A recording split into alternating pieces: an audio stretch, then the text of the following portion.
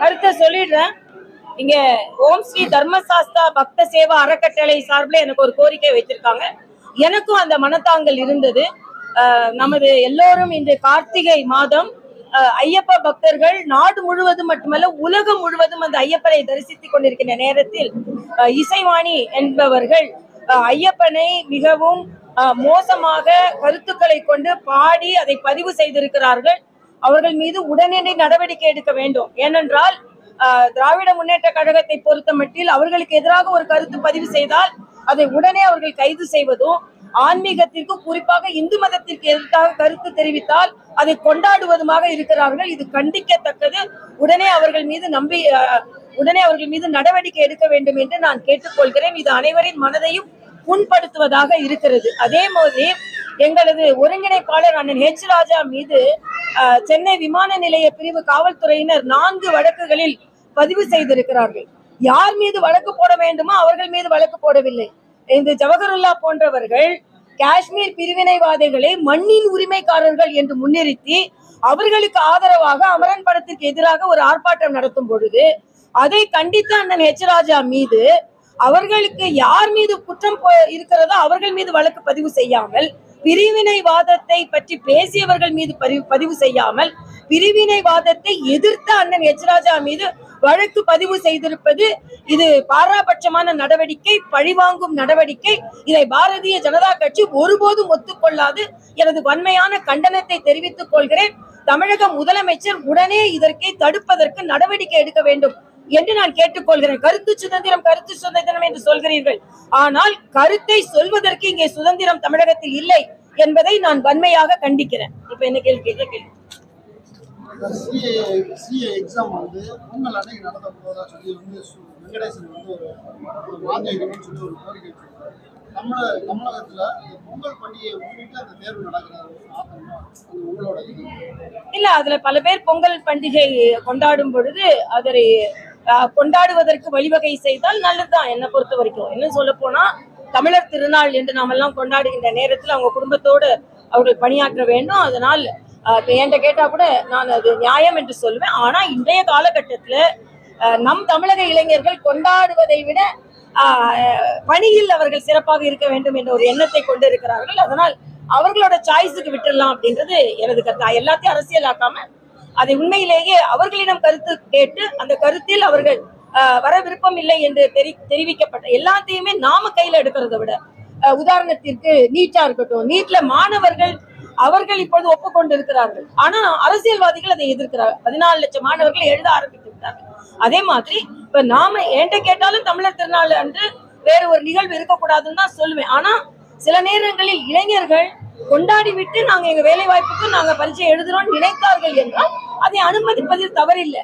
அதனால அது இளைஞர்களின் அதை அவர்களுக்கு சாய்ஸ்ல விட்டு விடணும் என்பது எனது கருத்து.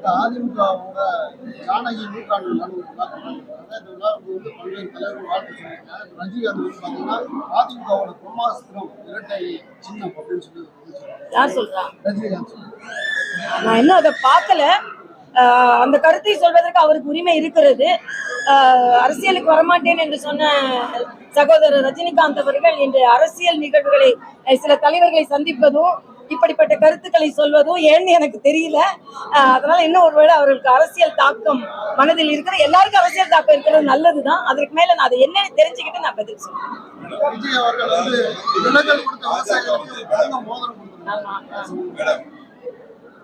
பாஜக வந்து இலவச மகாராஷ்டிரா தேர்தலில் பெண்களுக்கு வந்து 1080 2000 உயர்த்தி கொடுக்கிறத வாக்குறுதியை கொடுத்து இந்த தேர்தல் வெற்றி பெற்றிருக்காங்க அப்படின்னு ஒரு குற்றச்சாட்டு. இல்ல நான் கேட்கிறேன், அப்ப திராவிட முன்னேற்ற கழகம் பெற்ற வெற்றி எல்லாம் அவங்க கொடுத்த இலவசத்தினால் தானா? மரியாதைக்குரிய பாரத பிரதமர் மிக தெளிவாக சொல்கிறார், வளர்ச்சி திட்டங்களுக்கு மக்கள் ஆதரவு கொடுத்திருக்கிறார்கள் என்று. இன்னொன்று, பாரதிய ஜனதா கட்சி மத்திய பிரதேசத்துல தமிழ்நாட்டுல கொடுக்கறதுக்கு முன்னாலேயே உதவித்தொகை கொடுத்திருக்கிறாங்க. ஆனால் நாங்க முற்றிலுமாக இலவசத்திற்கு எதிரானவர்கள் இல்ல. ஆனா அந்த இலவசம் என்பது மக்களின் வளர்ச்சியோடு இருக்கணும். உதாரணத்திற்கு 72 லட்சம் பெண்களை லட்சாதிபதிகளாக ஆக்குகிறோம் என்று ஒரு திட்டத்தை கொண்டு வந்திருக்கிறார்கள். ஆக பஸ் பயணம் மட்டும் நாங்க இலவசமா கொடுக்கல, வாழ்க்கை பயணத்திற்கு நாங்கள் முற்றிலுமாக உறுதுணையாக இருக்கிறோம் என்று. அதனால பாரதிய ஜனதா கட்சி கொண்டு வருகின்ற மக்கள் மக்களுக்கே நாங்க எதிரானவங்க போலவும் மக்களுக்கு திட்டங்களுக்கு எதிரானவர்கள் கிடையாது.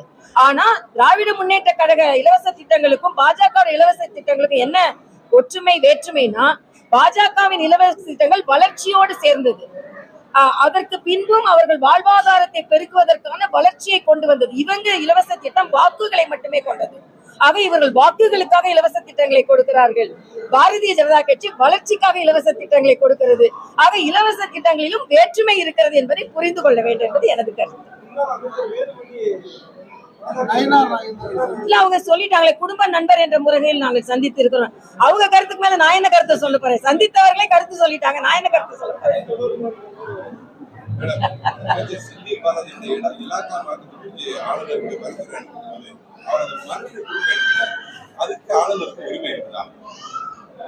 இதுல நான் இப்ப கருத்து சொல்ல விரும்பல. நான் இப்ப ஆளுநர் இல்ல. ஆன்லைன் ரம்மி மூலம் இப்ப கூட ஒரு உயிரிழப்பு ஓட்டம்.